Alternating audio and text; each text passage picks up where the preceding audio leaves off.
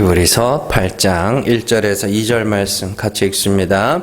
지금 우리가 하는 말의 요점은 이러한 대제사장이 우리에게 있다는 것이라. 그는 하늘에서 지극히 크신 이의 보좌 우편에 앉으셨으니 성소와 참 장막에서 섬기는 이시라. 이 장막은 주께서 세우신 것이요 사람이 세운 것이 아니니라. 아멘. 히브리서 42번째 시간입니다. 우리의 대제사장 예수입니다. 히브리서 기자는 6장과 7장에서 시편 110편에 나오는 말씀을 인용하여서 율법에 기록된 아론의 반차를 쫓는 대제사장과 하나님이 맹세로 세우신 멜기세덱의 반차를 쫓는 대제사장을 6장과 7장에서 비교를 했습니다. 오늘은 그동안 이렇게 6장과 7장에서 나온 내용들을 한번 쭉 복습하는 시간을 갖도록 하겠습니다. 6장과 7장을 이해하기 위해서는 그 시편 110편에 기록된 말씀을 먼저 읽고 잘 이해를 해야 됩니다. 시편 110편 4절 말씀입니다. 같이 읽습니다. 여호와는 맹세하고 변하지 아니하시리라. 이르시기를 너는 멜기세덱의 서열을 따라 영원한 제사장이라 하였도다. 아멘. 히브리서 기자가 6장과 7장에서 이 말씀, 이 시편 110편 4절의 말씀, 이 한 절의 말씀을 갖고 정말 이렇게 마늘 다지듯이 아주 세밀하게 분석하면서 율법의 제사장과 하나님이 세우신 제사장을 비교하는 그런 모습들을 우리가 살펴봤습니다. 이 말씀을 분석하기에 앞서서 왜 히브리서 기자가 율법의 제사장과 하나님이 맹세로 세우신 제사장을 비교하고 있는지를 먼저 알아야 됩니다. 도대체 왜 율법의 제사장 있고 예수 그리스도라는 대제사장인데 둘을 왜 비교하냐는 거예요. 예수 그리스도는 하늘의 대제사장으로서 영단번의 완전한 제사를 이루신 분이십니다. 그렇죠? 그런데 유대인들이 다시 율법의 제사, 다시 성전 제사, 다시 구약의 제사로 넘어가려고 하는 거예요. 그러니까 왜 그러냐?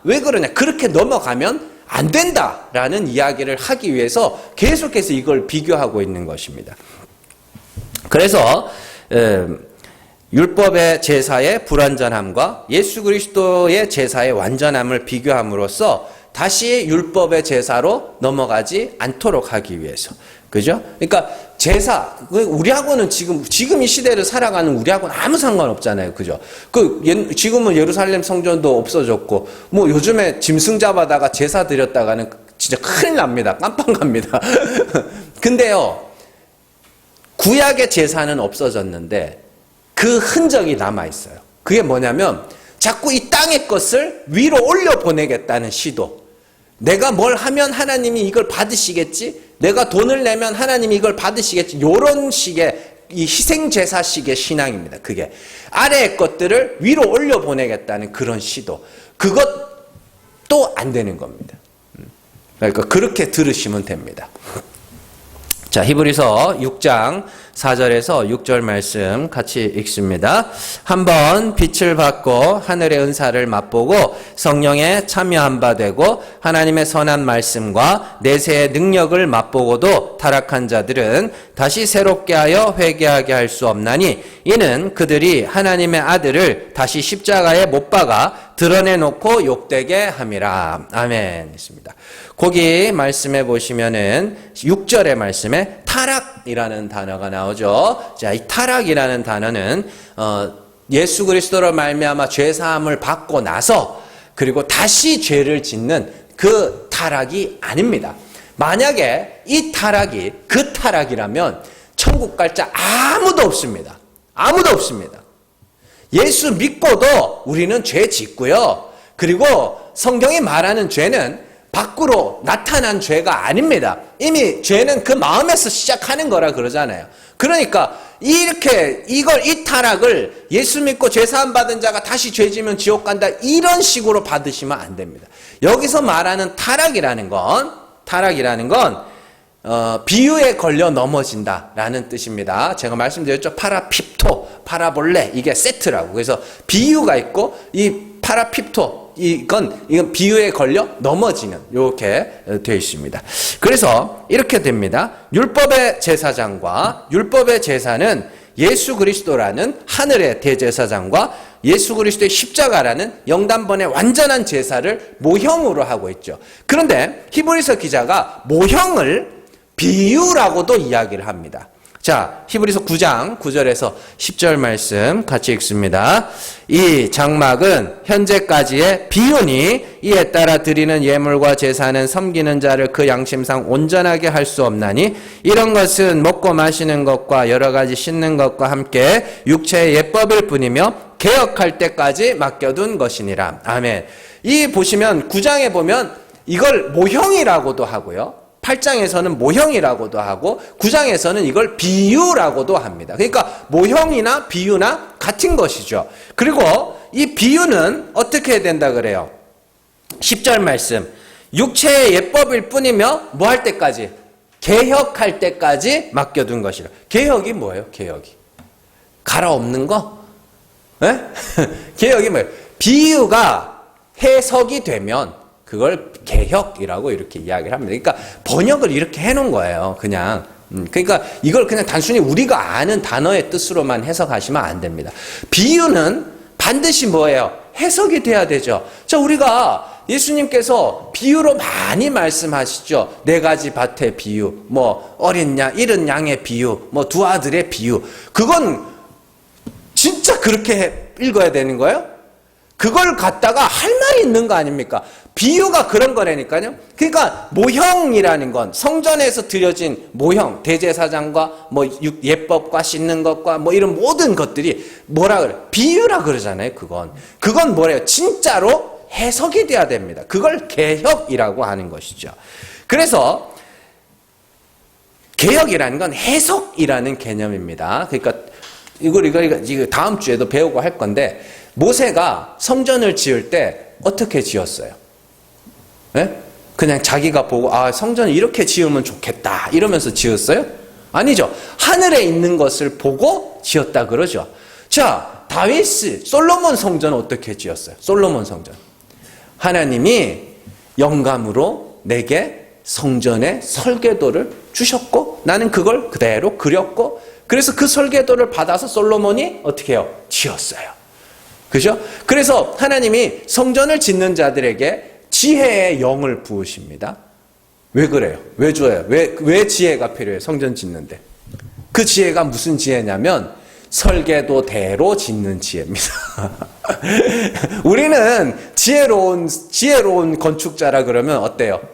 내가 생각하기에 이게 예쁘겠지, 이게 멋지겠지 막 이렇게 짓잖아요. 성경이 말하는 지혜는 설계도대로 짓는 지혜입니다.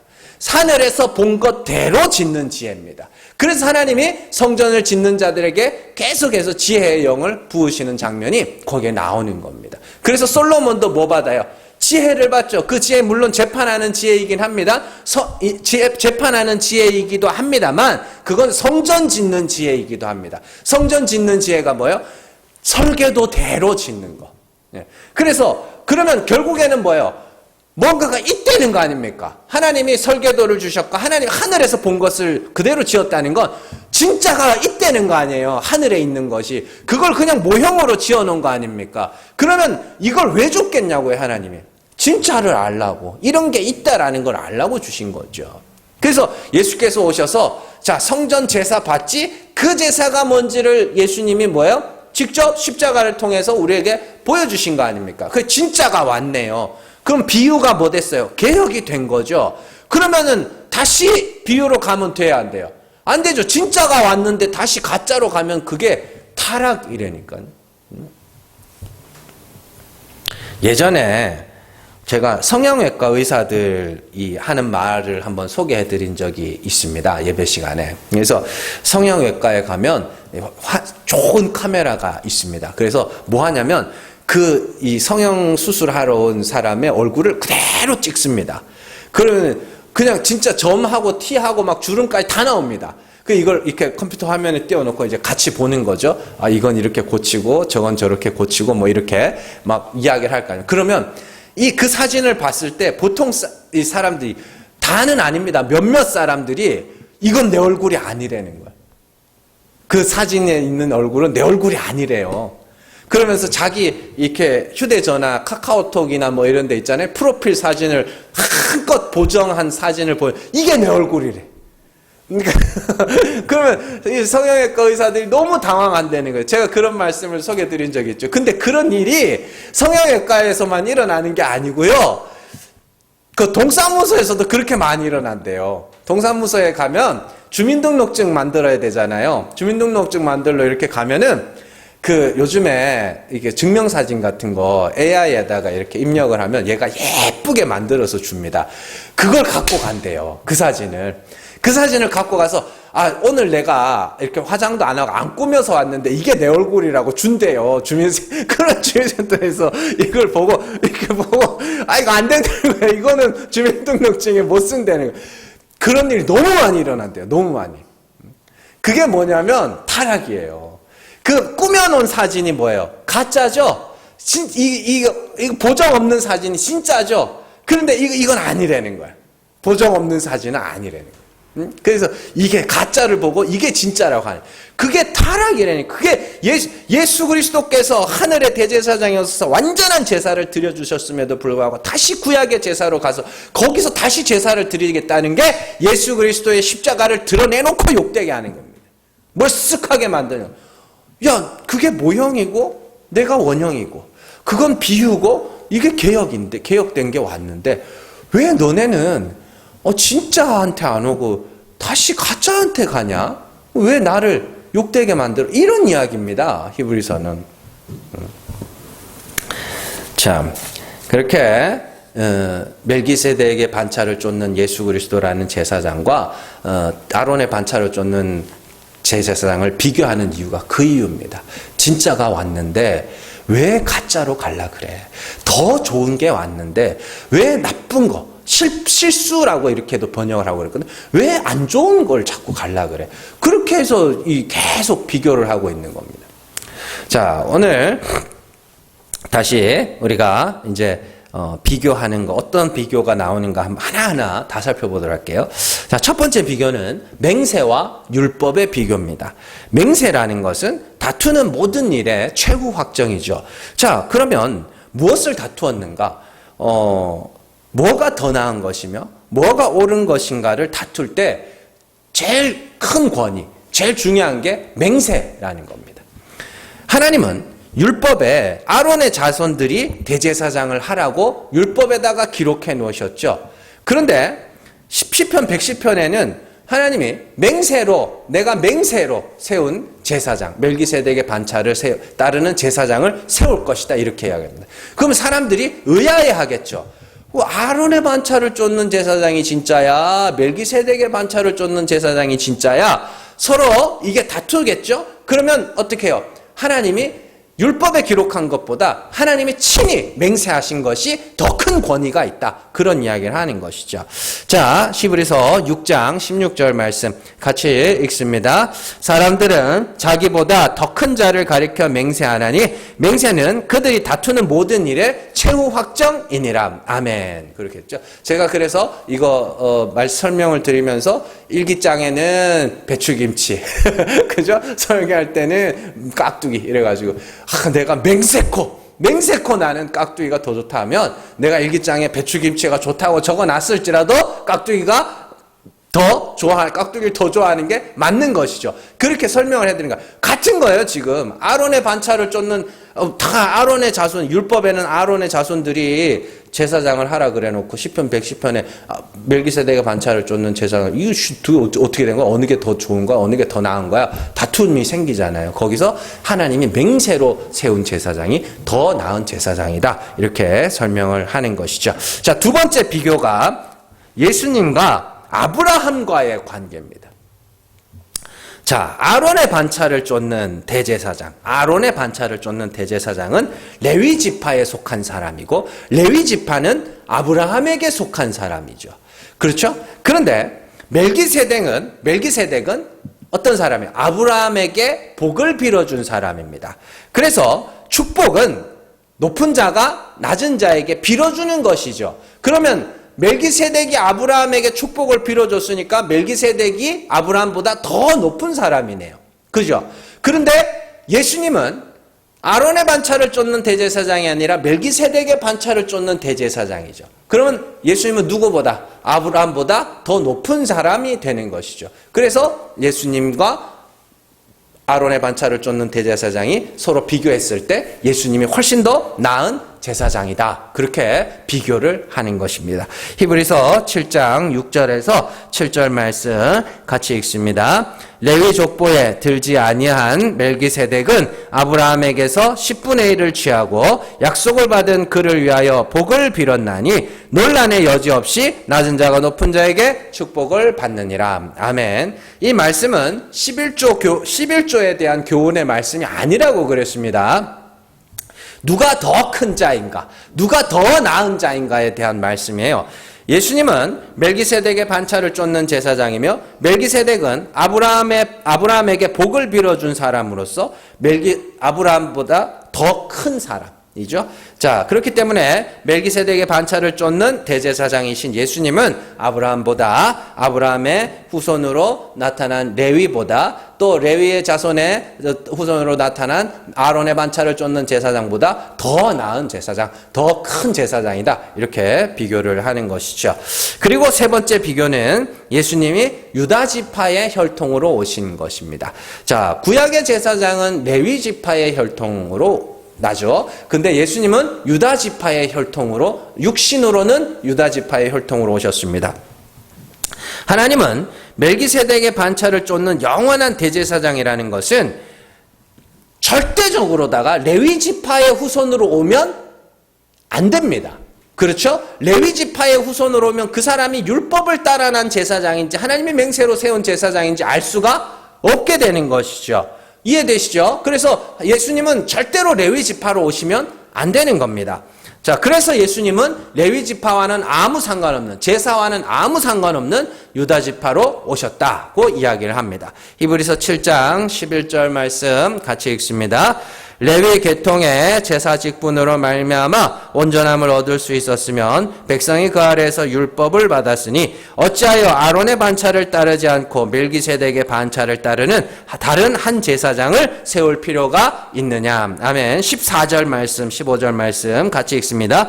우리 주께서는 유다로부터 나신 것이 분명하도다. 이 지파에는 모세가 제사장들에 관하여 말한 것이 하나도 없고 멜기세덱과 같은 별다른 한 제사장이 일어난 것을 보니 더욱 분명하도다. 아멘. 자, 레위 지파로 오시면 안 되는 겁니다. 레위 지파로 오셔서 만약에 제사장이 되셨다면 그건 아론의 반차를 쫓는 제사장인지 아니면 멜기세덱의 반차를 쫓는 제사장인지 알 수가 없기 때문에 아론의 레위 지파와는 상관없는 유다 지파의 혈통으로 오셨다. 그렇게 이야기를 하죠. 자, 이는 아론의 반차를 쫓는 제사장의 직분이 불완전하기 때문입니다. 11절에서 말하는 바와 같이 레위 계통의 제사 직분으로 온전함을 얻을 수 있었으면 다른 제사장을 세울 필요가 없었어요. 근데 율법이 시편 110편보다 율법이 훨씬 앞서 있었죠. 그런데 하나님께서 그 제사장을 세워놓고 나중에 시편 110편에서 다른 제사장을 세우겠다고 한 것은 그걸로는 온전함을 얻을 수 없다라는 것이죠. 그래서 110편에서 그렇게 하고 예수님이 레위 지파와는 상관없는 유대인의 혈통으로 오게 되시는 것이죠.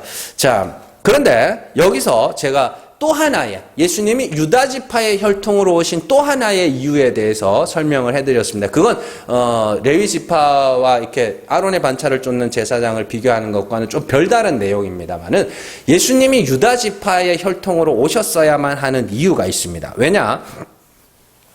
자, 하나님은요 다윗의 후손을 통해서 영원한 왕위를 주겠다고. 다윗과의 언약을 통해서 내가 네 자손으로 말미암아 영원한 왕위를 주겠다고 하셨습니다.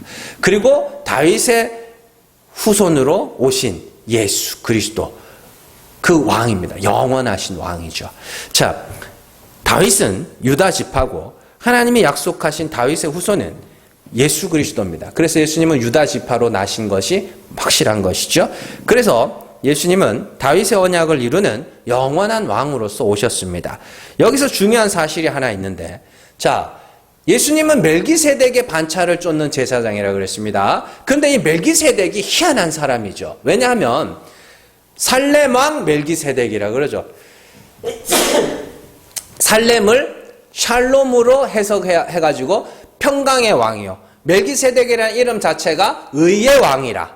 그죠? 그래서 이 사람은 왕입니다. 그리고 지극히 높으신 하나님의 제사장입니다.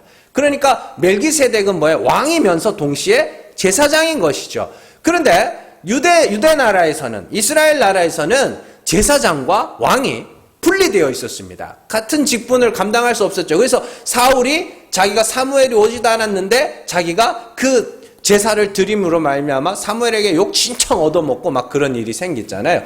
그러니까 왕과 제사장은 엄연히 분리되어 있었습니다. 그런데 예수님은 멜기세덱의 반차를 쫓는 제사장으로 오셨기 때문에 멜기세덱과 같은 모습이어야 됩니다. 멜기세덱이 왕과 제사장의 역할을 동시에 감당했던 것처럼 예수님은 이 땅에 오셔서 다윗의 우선 왕으로, 영원한 왕으로 오셔서 동시에 뭐예요? 우리의 죄를 완전히 사하시는 영원한 대제사장의 역할을 동시에 수행하신 거죠. 그 조건을 충족시키려면 예수님은 유다 지파로 오셨어야만 했다. 이런 내용들도 우리가 살펴봤습니다.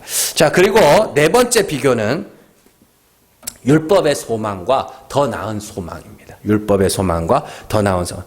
율법은 연약하고 무익하여 그것으로는 사람이 온전하게 될 수 없습니다. 하나님이 우리에게 율법을 주신 것은 우리 힘으로는 온전함을 이룰 수 없음을 알라고 주신 겁니다. 이와 같은 원리로 율법을 통해 인간 대제사장을 세우신 이유는 인간이 드리는 제사로는 절대로 완전한 죄사함을 얻을 수 없다. 아니요, 애초에 죄사함 얻는 그 자체가 불가능합니다.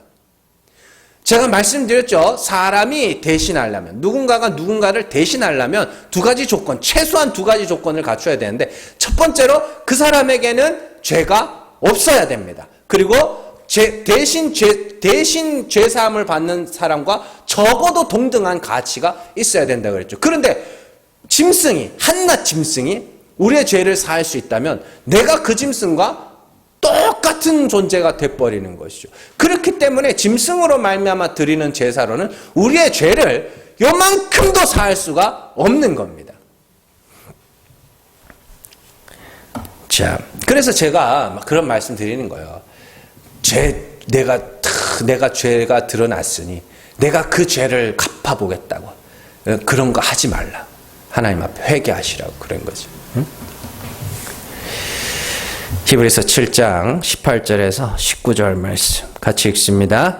전에 있던 계명은 연약하고 무익함으로 패하고 율법은 아무것도 온전하게 못할지라 이에 더 좋은 소망이 생기니 이것으로 우리가 하나님께 가까이 가느니라. 아멘.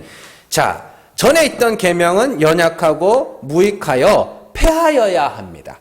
왜냐하면 율법으로는 아무것도 온전하게 못하기 때문이죠. 그래서 우리는 율법에서 보이는 소망이라는 게 율법의 소망입니다. 내가 율법 잘 지키고 율법의 제사 잘 지키고 그거 다 보이는 거잖아요. 그것으로 말미암아 내가 의에 이르겠다고 하는 게 율법의 소망, 보이는 소망입니다. 그것이 아닌 더 나은 소망, 예수 그리스도라는 더 좋은 소망이 생기게 된 것이죠. 율법의 행위를 통해서 우리는 의롭다함을 얻을 수 없을 뿐 아니라 율법의 제사를 통해서도 우리는 온전함을 얻을 수가 없는 겁니다.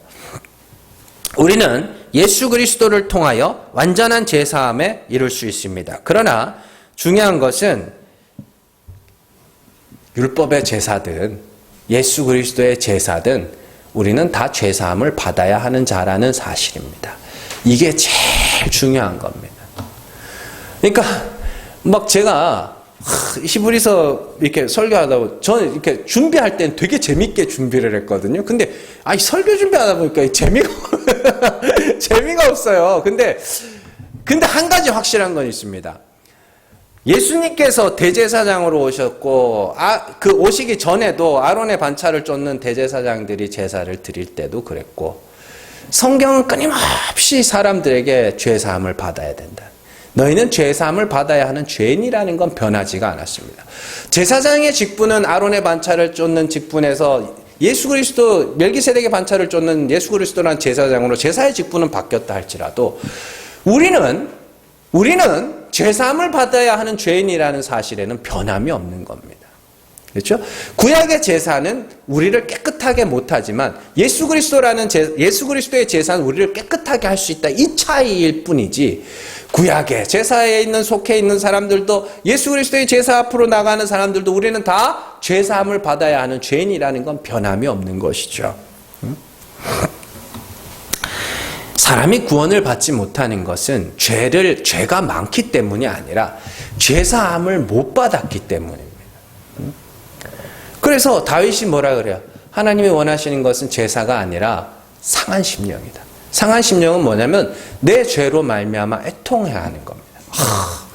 내가 죄인이었구나. 난 진짜 죄인이었구나. 이게 하나님이 원하시는 거라니까요. 재물이 아니라. 자, 5번째 비교는 인간의 유한함과 예수 그리스도의 영원함에 대한 비교였습니다. 아론의 반차를 쫓는 대제사장은 사람이기 때문에 여럿이 필요하다 그랬죠. 왜냐하면 대제사장 직분을 하다가 이제 늙으면 또 죽고 또 그 후손이 또 해가지고 제사장 또 직분하고 또 이 사람 또 하다 보면 또 죽고 또 하고. 근데 예수님은 어때요? 영원하다 그렇게 이야기를 하죠. 자, 그래서 예수님은 영원하기 때문에 그 효력도 영원한 겁니다. 효력도, 제사의 효력도. 그래서 2번 제사를 드릴 것이 없습니다. 예수님은 자기를 힘입어 하나님께 나아가는 자들을 온전히 구원하실 수 있습니다. 자, 왜냐하면 예수 그리스도의 십자가의 효력은 영원하며 한 분 제사장으로서 아버지 우편에서 영원히 우리를 위하여 간구하시기 때문이죠. 히브리서 7장 23절에서 25절 말씀 같이 읽습니다. 제사장 된 그들의 수요가 많은 것은 죽음으로 말미암아 항상 잊지 못함이로되 예수는 영원히 계심으로 그 제사장 직분도 갈리지 아니하느니라. 그러므로 자기를 힘입어 하나님께 나아가는 자들을 온전히 구원하실 수 있으니 이는 그가 항상 살아계셔서 그들을 위하여 간구하심이라. 아멘.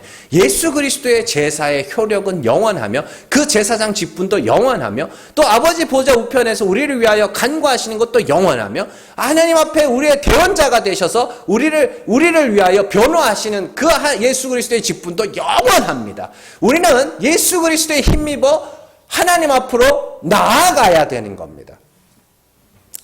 하나님이 원하시는 것은 두려워서 피하여 숨는 것이 아니라 하나님 앞에 나가서 회개하며 긍휼을 구하는 겁니다. 그러면 예수께서 우리의 변호사가 되셔서 우리를 위하여 간구해 주시고 대언해 주십니다. 그러나 마귀는 참소하는 자로서 우리를 어떻게 하나님 앞에 나가지 못하게 하죠. 온갖 이유로 너 그렇게 살아서 하나님 앞에 나갈 수 있겠어? 이것뿐만이 아니라 제사 지냈잖아. 너 성전에서 제사 지냈잖아. 제사함 받았네. 이런 것들이 전부. 우리 오늘날로 말해볼까요? 야, 너 네 죄 무마하겠다고 뭐 헌금도 하고 봉사도 하고 막 그러고 살았잖아. 굳이 뭘 또 회개를 하고 용서를 하고 이런 거예요.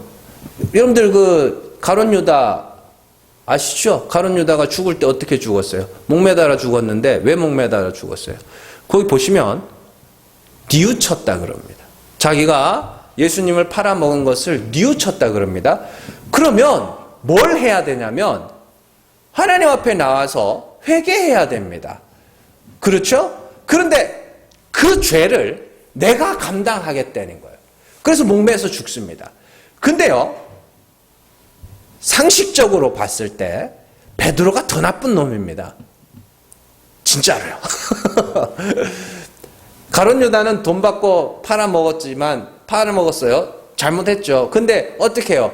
다시 뉘우치고 돈을 다시 돌려주고 이 죄값을 내가 어찌하오리까 하면서 그냥 목매달아 죽어버립니다. 근데요, 베드로는요, 예수님 잡힐 때 쫄쫄쫄 떨어갔다가 예수님 3번 부인하고요. 그리고 어때요? 저주까지 퍼붓습니다. 근데 뭐가 다르냐면 예수님이 찾아오셔가지고 야, 너 나 사랑한다며. 예수님 죽기 전에 우리가 죽을지라도 내가 예수님 떠나지 않겠습니다, 이런 말을 했거든요. 너 나 사랑한다며. 그랬더니 내가 사랑하는지 주께서 아시나이다. 나도 모르겠어요.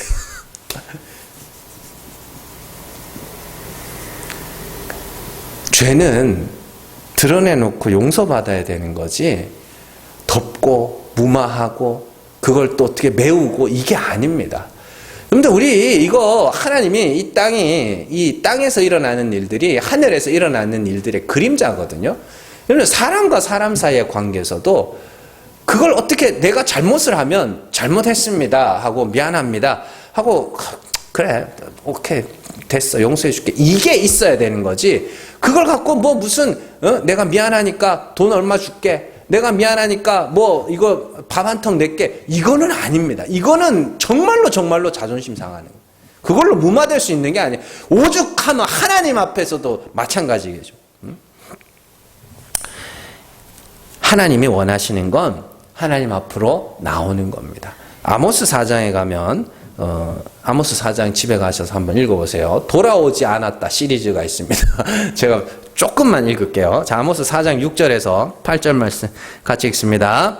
또 내가 너희 모든 성읍에서 너희 이를 깨끗하게 하며 너희의 각 처소에서 양식이 떨어지게 하였으나 너희가 내게로 돌아오지 아니하였느니라. 여호와의 말씀이니라. 또 추수하기 석 달 전에 내가 너희에게 비를 멈추게 하여 어떤 성읍에는 내리고 어떤 성읍에는 내리지 않게 하였더니 땅 한 부분은 비를 얻고 한 부분은 비를 얻지 못하여 말랐음에 두세 성읍 사람이 어떤 성읍으로 비틀거리며 물을 마시러 가서 만족하게 마시지 못하였으니 너희가 내게로 돌아오지 아니하였느니라. 여호와의 말씀이니라. 아멘. 자, 거기 6절에 보시면 이를 깨끗하게 했다. 이게 뭐냐면 이게 씹을 게 없어가지고 이가 깨끗한 거예요.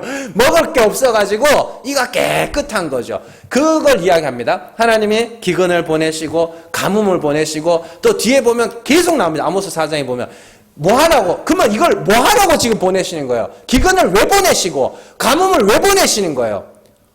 돌아오라고. 죄인들아 돌아와라. 회개해라. 돌아오라고 보내신 거예요. 이런 가뭄이나 이런 것들을. 근데 안 돌아와. 왜 안 돌아와? 왜 그럴 것 같으세요? 첫 번째는 이러한 가뭄이나 기근이나 전쟁이나 이런 것들이 자기 죄 때문에 생겼다고는 생각을 안 하는 거예요. 네? 하나님은요, 그 택하신 자들, 사랑하시는 자들만 보시거든요. 보시는데 어떻게 보시냐면 그들의 죄를 지으면 반드시 그 죄를 알게 하십니다. 어떤 방법을 통해서건.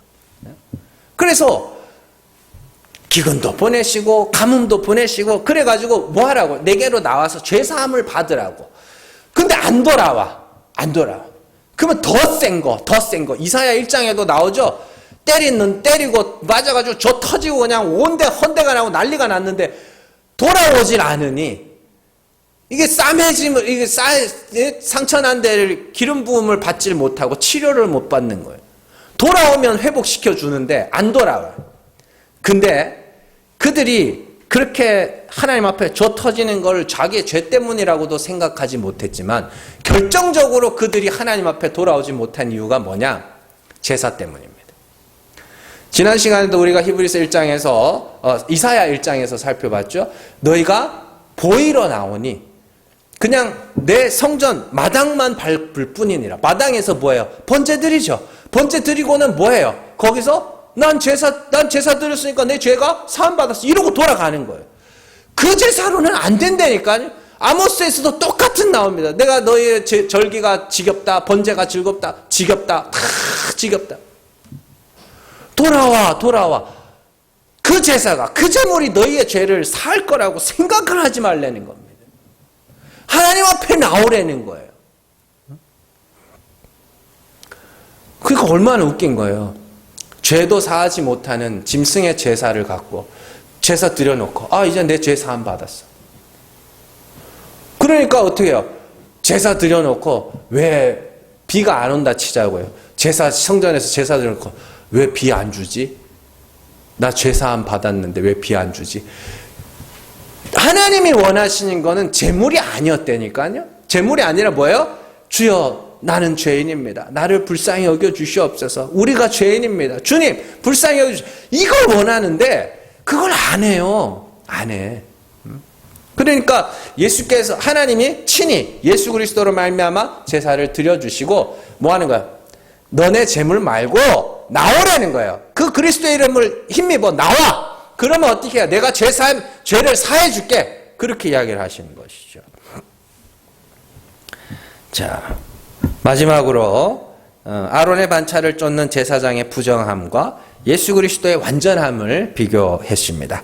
인간 대제사장은 하나님 앞에 제사를 드리기 전에 자기들이 뭐예요? 정결 예식을 먼저 드렸어야 했습니다. 이는 그들이 거룩하지도 정하지도 않은 자들이라는 소리죠. 죄 있는 자들은 절대로 다른 사람들의 죄를 대신할 수 없습니다. 그러니까 대제사장도 원래는 뭐예요? 원형이신 예수 그리스도가 자기를 드려 제사를 드렸다는 것. 대제사장들도 뭐 해야 된다는 소리예요? 자기를 드렸어야 하는 자들. 근데 그들이 정결 예식을 해야 될 정도로 그들도 부정한 자들이기 때문에 그들이 백성의 죄를 대신할 수가 없는 것이고, 또 그 짐승으로 백성의 죄를 대신한다 한들 그 제사로는 어떻게 해요? 절대로 백성의 죄를 대신할 수. 왜? 짐승이고 사람이니까. 그래서 지난 시간에 소와 관계된 계명을 살펴봤죠. 소는 소로 갚을 수 있지만 사람은 절대로 소로 갚을 수 없다. 그래서 어떻게 하라 그래요? 소가 사람을 받아서 죽이면 어때요? 자기 대속물을 주라 그러죠. 그래서 뭘 줘요? 자기 아들과 딸. 그러니까 사람은 사람으로밖에 갚을 수가 없는 것이죠. 근데 구약의 제사가 어떻게 사람을 온전하게 할 수 있겠냐고. 그건 모형이며 그림자일 뿐인 것이죠. 자, 그래서 인간 대제사장이 드리는 제사, 그것이 짐승으로 드리는 제사로는 절대로 제사함을 받지 못한다. 그러나 예수 그리스도는 하나님의 아들로서 거룩하시며 더러움이 없고 악이 없으신 분이기 때문에 죄 없는 이가 저주를 받아 죽는 것은 100% 누군가의 죄를 대신하여 죽는 것이죠. 예수님이 그래서 대제사장에게도 가서 신문 받고 헤롯에게 가서도 신문 받으시고 빌라도에게 가서도 신문을 받으시지만 그를 십자가에 못 박을 아무런 죄도 발견할 수 없었습니다. 그럼에도 불구하고 예수께서 십자가에서 죽으셨어요. 왜요? 누군가의 죄를 대신 지시고 죽으시는 겁니다. 그리고 많은 사람들 중에 하나님의 택하신 자들이 성령을 받아서 뭘 하게 돼요? 그가 죽으신 것은 내 죄와 내 허물 때문입니다 라고 고백하는 자들이 일어날 텐데, 그들이 택하신 자들이며 그들이 뭐예요? 남은 자들이며 그들이 하나님의 백성들이며 하나님의 아들이 될 자들이죠. 그러니까 우리가 성도라는 증거는 결국에는 내가 죄인입니다 라는 그겁니다. 나는 예수 그리스도로 말미암아 죄 사함 받은 죄인입니다. 이것이 우리 성도의 표지입니다. 자, 히브리서 7장 28절 말씀 같이 읽습니다. 율법은 약점을 가진 사람들을 제사장으로 세웠거니와 율법 후에 하신 맹세의 말씀은 영원히 온전하게 되신 아들을 세우셨느니라. 아멘. 약점 있는 제사장과 맹세의 말씀으로 영원히 온전하게 되신 예수 그리스도를 세우셨다. 이렇게 됐습니다. 우리에게는 이런 대제사장이 있습니다. 그러니 예수만 의지하고 어떤 인간의 행위도 어떤 사람도 의지하지 마세요. 나의 행위도 의지하지 말고 예수 외에 다른 희생을 요구하는 자의 말에도 속지 마세요. 죄를 무마하려면 이렇게 저렇게 그런 거짓말에도 속지 마세요. 우리가 하나님을 위해서 뭔가를 해드려야 된다? 거짓말입니다. 그거 아닙니다. 그런 거 없습니다. 하나님이 우리를 위하여 제사를 드려주십니다. 뭔가 신령한 것과 온전한 선물이 위에서 아래로 떨어지는 겁니다. 아래의 것은 절대로 위로 올라가지 않습니다. 대신 하나님이 원하시는 게 뭐예요? 하나님이 우리를 그리스도로 말미암아 사랑해 주셨으니 너희는 뭐하라 그래요? 서로 사랑해. 사랑은 흘려주는 것이고 은혜는 흘려주는 것이고 진리도 흘려주는 것이고 성령도 어떻게 해요? 우리 배에서 생수와 같이 흘러나서 다른 사람들에게 흘러가는 겁니다. 그래서 그걸 흘려보낼 때 어떻게 해요? 이걸 갖고 하나님 앞에 인정받겠다고 하는 게 아니라 어떻게 은혜를 아는 자들이 기쁨과 감사함으로 하는 것이며 우리의 예배 또한 예수 그리스도로 말미암아 제사함 받은 주의 백성들이 그 아들을 내어주신 하나님의 은혜에 감사하며 우리를 대신하여 십자가로 오신 예수 그리스도께 찬송하며 영광 돌리는 것이 우리의 예배인 것이죠. 늘 잘 기억하시고 우리의 예배가 또 우리의 삶이 하나님을 향한 감사와 찬송으로 충만하시기를 주님의 이름으로 축원합니다. 기도하겠습니다.